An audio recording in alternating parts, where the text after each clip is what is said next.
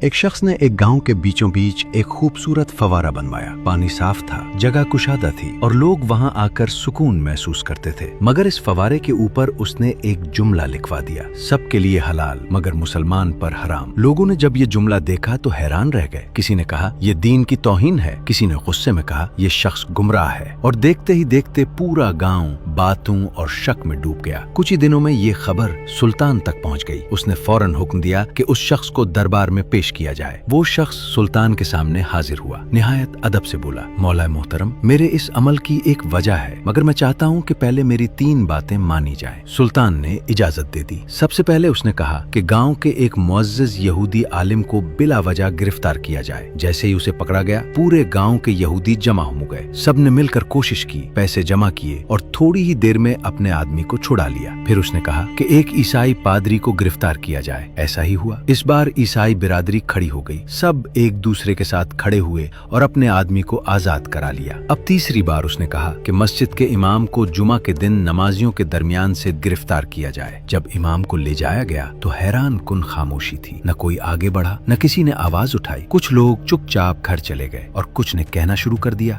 شاید امام سے کوئی غلطی ہوئی ہوگی۔ ایک ہفتہ گزر گیا، پھر وہی شخص دوبارہ سلطان کے دربار میں پیش ہوا۔ اس نے جھکے ہوئے سر کے ساتھ کہا، مولا محترم، کیا آپ نے سب کچھ دیکھ لیا؟ پھر اس نے آہستہ سے کہا، جو قوم اپنے ہی مظلوم کا ساتھ نہ دے وہ پانی کی مستحق نہیں رہتی۔ اس نے مزید کہا، یہ فوارہ اس لیے مسلمانوں پر حرام لکھا کیونکہ انہوں نے اپنے بھائی کی مدد چھوڑ دی۔ جب ایک مسلمان دوسرے کے لیے کھڑا نہیں ہوتا تو وہ انصاف کا حق بھی کھو دیتا ہے۔ دربار میں خاموشی چھا گئی۔ یہ بات سب کے دل میں اتر گئی کہ جب معاشرہ ظلم پر خاموش ہو جائے تو وہ اندر سے کمزور ہو جاتا ہے، اور جب لوگ سچ بولنا چھوڑ دیں تو انصاف بھی آہستہ آہستہ ختم ہو جاتا ہے۔ یاد رکھیں، قومیں اس وقت گرتی ہیں جب وہ ظلم کو دیکھ کر بھی خاموش رہتی ہیں۔